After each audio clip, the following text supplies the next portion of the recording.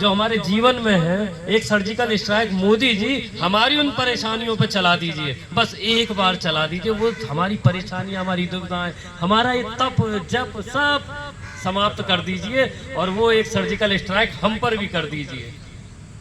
हमसे मतलब वो हमारा दुख, हमारा कष्ट, हमारी रोज की जिल्लत भरी जिंदगी जिसमें हम खड़े हो जाते हैं और स्कूल के अंदर जब जाते हैं तो बच्चों को देख करके तो हम आंदोलित हो जाते हैं। बड़ा अच्छा लगता है कि हम भविष्य बनाने जा रहे हैं, और जब पलट के अपने घर के बच्चे को देखता हूँ तो कहता हूँ मैं इसका भविष्य बनाने जा रहा हूँ या बिगाड़ने जा रहा हूँ। कल मैं इसे क्या दूंगा? कल ये बेटी बेटे मुझसे मांगेगी, उसके लिए मुझे व्यवस्था करनी पड़ेगी, क्योंकि समाज में एक प्रथा चल रही है, कागजों में लिखी हुई है कि दहेज मांगना गलत है। और मैं तो अपनी बेटी को कुछ दूंगा ना, मैं क्या दूंगा?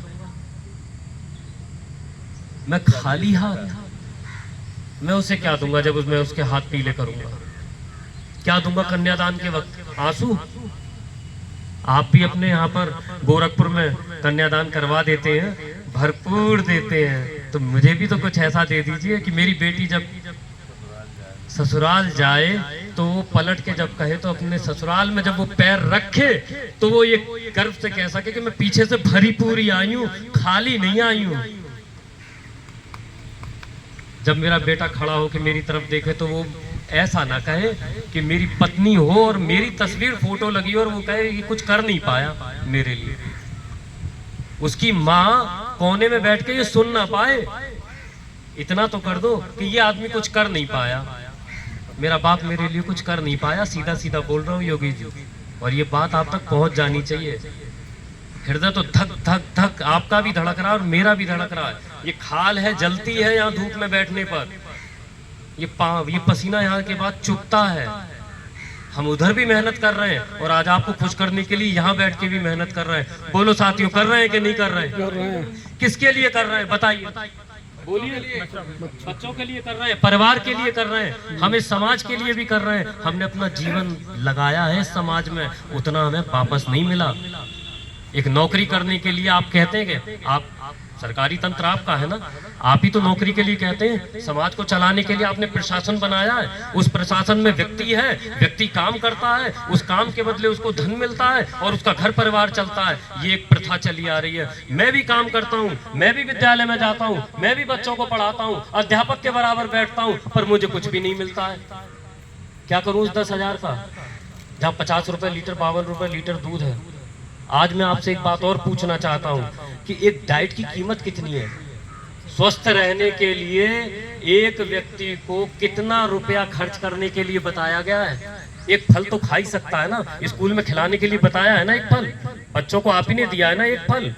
वो एक फल मेरे बच्चे को तो नहीं मिल पा रहा, वो उस बच्चे को तो मिल रहा है, मेरा बच्चा खाली बैठा। कहाँ? ये असमानता क्यों? ये दूरी क्यों? ये अंतर क्यों और कब तक? पूछो, आप अपने आप से पूछो उस अंतर को, जब आप वहां खड़े थे संसद में और आपके आंसू गिर रहे थे और हम भी परेशान थे, हम तब छोटे थे, हम देख रहे थे उस चीज को। वो अंतर आपको नजर आया ना उस दिन कि उन सांसदों में और आप सांसद में क्या अंतर था? आपके दुख थे वो, आप पीड़ा में रो रहे थे, वो पीड़ा मेरे अंदर भी है, पर मैं यहाँ रो नहीं सकता क्योंकि मेरे साथी यहाँ बैठे हैं। अगर मैं रोया तो इनका क्या हाल होगा, और वो जो घरों पर हैं उनका क्या हाल होगा? वही पीड़ा है, मैं आपके ऊपर कोई बात नहीं उठा रहा, सेम टू सेम वही पीड़ा है जो आपकी संसद में उठी थी, वही पीड़ा आज यहाँ से मैं कह रहा हूँ, निवेदन कर रहा हूँ, हाथ जोड़ रहा हूँ। आज 5वां दिन है, इस तप को कर रहा हूँ। सुना है कि तप से तो देवता भी प्रसन्न हो जाते हैं। आप तो संत जन हैं, जरूर प्रसन्न होंगे। इसी भरोसे के साथ मैं एक बार फिर कह रहा हूँ, योगी आदित्यनाथ जिंदाबाद, जिंदाबाद, जिंदाबाद, जिंदाबाद, योगी आदित्यनाथ जिंदाबाद, जिंदाबाद। ये हवाएं, ये गर्म हवाएं आप तक जरूर पहुंचेंगी। ये मेरा संदेश आप तक पहुंचाएंगी, मेरे दर्द को आपसे जरूर कहेंगी। आप जहां भी हैं सुन रहे हैं, आपने जान लिया है कि हम यहाँ बैठे हैं। फर्क इतना आ गया कि हम टेट पास करके आकर के आज आपके सामने बैठ गए कि हाँ आपका बेटा आज योग्य होके आ गया है। अब उस योग्यता की लाज रख लीजिए। वो योग्यता की लाज आपको रखनी है, वो योग्यता की लाज आप बनेंगे। और जो साथी घर बैठे यहाँ आए मेरे साथ बैठ करके उस योग्यता को जो आपने बड़ी मेहनत से कमाई है उसकी लाज रखने के लिए योगी जी से प्रार्थना कर लीजिए। मैं आह्वान कर रहा हूँ, ये हवाएं भी आपसे जाके घर पे कहेंगी, चाहे वो कूलर की हवा हो, अच्छी नहीं लगती जब तक दिल के अंदर शांति ना हो।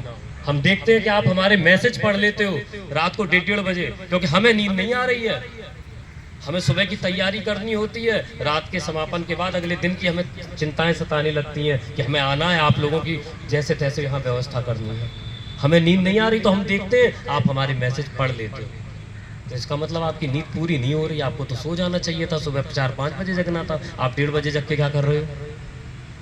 क्या कर रहे हो 1:30 बजे जग के? क्योंकि वहां आपको उस समय भी नींद नहीं आ रही है, तो उस नींद को यहाँ पूरा कर लो, ज्यादा अच्छा लगेगा। आपकी बात भी पहुंचेगी, आपका मन भी हो जाएगा, और आपकी जो दुविधाएं, चिंताएं, कष्ट है ना, कुछ समय के लिए आपका पीछा छोड़ देंगे। जरा बिरादरी की चटाई पे आके तो देखो, यहाँ बैठो, यहाँ हम इंतजार कर रहे हैं। हमें इंतजार न कराओ, अपने अच्छे उज्जवल भविष्य का इंतजार, अपने उज्जवल अच्छे भविष्य के इंतजार को खत्म कर दो। कब तक इंतजार करोगे? अब और कितनी उम्र बची है जिसके लिए बैठे हो वहां घरों पर? मैं पूछ रहा हूँ, समझा भी रहा हूँ, जो मुझसे छोटे उन्हें समझा रहा हूँ, और जो मुझसे बड़े वो समझदार हैं, उन्हें तो समझ ही जाना चाहिए कि मैं कहना क्या चाह रहा हूँ। अगर चोट लगती हो स्कूल में घुसते वक्त सामने सहायक अध्यापक को देखकर, और 2017 के उस रिवर्ट को देखकर, सुप्रीम कोर्ट के आदेश को देखकर, तो योग्यता होने के बावजूद भी आज यहाँ बैठे हो, 2 भर्तियों से बाहर निकलने के बावजूद भी आज यहाँ नहीं आ रहे हो, तो घर से निकलो और यहाँ आकर के बैठो। आपके जीवन में जो कष्ट, जो परेशानी और जो मुसीबत है उसको भगाने का इंतजार कर रहे हैं कि मैं कैसे उस मुसीबत और कष्ट को भगा दूं जो आपके जीवन में इस समय डेरा डाले बैठी है। उस टेट की मार्कशीट की इज्जत कर लीजिए। सरस्वती का सम्मान करेंगे तो लक्ष्मी अपने आप व्यवस्था बना लेगी। कर लीजिए अपनी सरस्वती का सम्मान, लक्ष्मी अपने आप आपकी व्यवस्था बना देगी। बस इन्हीं शब्दों के साथ आपको आह्वान कर रहा हूं, जहां है, जैसे है, जिस स्थिति में, कल आपका समर कैंप स्कूल में नहीं, इको गार्डन की धरती पर लगना चाहिए। कल आपका समर कैंप यहाँ लखनऊ इको गार्डन में लगना चाहिए।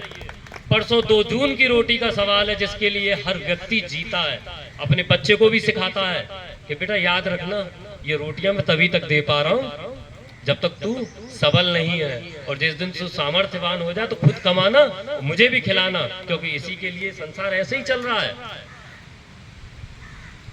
तो उस 2 जून की रोटी के लिए गुड्डू भैया ने संकल्प किया है, आप अपने घर से आएंगे 2 जून की, और वो रोटी लेकर के आएंगे। हम यहाँ खड़े होंगे और योगी जी और मोदी जी दोनों से प्रार्थना करेंगे कि हमारी उस रोजी रोटी में, मैंने अभी तक आपके सामने, आपने इतने समय से देखा होगा, हमारी पहली मांग की बात मैंने इतने दिनों से की ही नहीं, मुझे करनी ही नहीं है, क्योंकि मुझे मालूम है कि तुम्हें सबसे पहली जरूरत तुम्हारी क्या है। पहले उस जरूरत को पूरा कर लो, बाकी जरूरतें पूरी होती जाएंगी, तब जब आप यहाँ बिरादरी की चटाई पर इकट्ठे हो जाओ। भटको मत, बहको मत, चल रही है बातें, और तुम अपने गिरेबान में झांको। जीवन तुम्हारा अपना था, नौकरी लेने गए थे, संगठन नहीं था। नौकरी लेने गए थे, संगठन था ना। पिताजी से पूछा था, फॉर्म जाके भराए थे, चाचा जी ने बताया वो फॉर्म भर दो, किसी के ताऊ ने बताया, किसी की मौसी ने बताया होगा। बिल्कुल ऐसा ही था कि नहीं था? उस समय किसी संगठन ने तो नहीं कहा था कि जाके फॉर्म भर दो, हम फिर देख लेंगे ना। ये तुम्हारी खुद की नौकरी थी। तुम गए थे अपने पिताजी के दम पर, तुम गए थे अपनी माताजी के दम पर, तुम गए थे अपने परिवार वालों के दम पर, जहां से तुमने वो मार्कशीट पाई थी, तब तुमने वो साइन करे, फॉर्म भरा और नौकरी पा ली। बाद में तुमने संगठन बना लिया, अब तुम संगठन के पीछे दुबक के बैठ गए। गुड्डू भैया ने योग्यता का इंजन लगाया है। फिर सुन लो, योग्यता का इंजन, जिसको सरकार बार बार और अखबार और मीडिया सब मना कर देती है, वो इंजन लगा दिया बस। बाकी तो पीछे से लेके आगे तक पूरी ट्रेन ही कहलाई जाती है। ट्रेन पूरी कहलाई जाती है। डिब्बे उसमें एसी का भी होता है और उसमें स्लीपर का भी होता है और उसमें जनरल डिब्बा भी होता है, तब भी ट्रेन पूरी एक कहलाई जाती है। तो ये शिक्षा मित्रों की पूरी ट्रेन है, बस योग्यता का इंजन आगे लगा दिया है। दूसरी मांग में उन्होंने कहा है कि बाकी जो पीछे डिब्बे लगे हैं उन सबको भी इंजन ही बना देना, सबको टेट की मार्कशीट विभाग के द्वारा दिलवा देना या विभागीय टेट करा देना, तो सबको इंजन बना देना। फिर तो ये ट्रेन दौड़ेगी कि नहीं दौड़ेगी? डबल इंजन की सरकार में डबल इंजन लग के दौड़ोगे कि नहीं दौड़ोगे? तो इसलिए नहीं कहा जा रहा कि टेट अलग हो गया, नॉन टेट अलग हो गया, वो कहना पड़ रहा है हमको, वो हमारी मजबूरी है, क्योंकि इन्होंने हमसे कहा है कि योग्यता जरूरी है। हमको टेट और नॉन टेट कहना मजबूरी है, वो तो इन्होंने ही कह रखा है कि तुम्हें योग्यता जरूरी है। तो हमने कहा लो भैया योग्यता जरूरी है, खींच दो पूरी गाड़ी को, पहुंचा दो इस स्टेशन से। पीछे वाला आगे कर दिया। भर्तियों का रोड़ा लगा दिया। अरे भाई भर्तियों का रोड़ा लगाया, लाल बत्ती जला दी, ठीक है वो भी रुक गई ट्रेन, हरी हो गई, पीली हो गई, निकल गई ट्रेन। पर आप तो डबल इंजन की सरकार हो, आप तो पूरी ट्रेन गुजार दोगे। हम इंतजार कर रहे हैं योगी जी का भी और आप सबका भी। आइए और इस बिरादरी की चटाई पर बैठिए, न सोचिए न समझिए, कोई नई चीज मत दिमाग में डालिए, सीधी मांग है, आराम से मांग पत्र पहले ही गुड्डू भैया जी ने घोषित कर दिया था, पहले ही डाल दिया। जबकि आपको आज से पहले कभी मांग पत्र का पता नहीं चलता था, धरने का तो पता चलता था, बाद में पता चलता था कि हाँ मांग में ये मांगी गई है। मंच से हमने भी सुना है 20-20 मांगे बताई जाती थी और कागज में 3-4 जाती थी। सच है?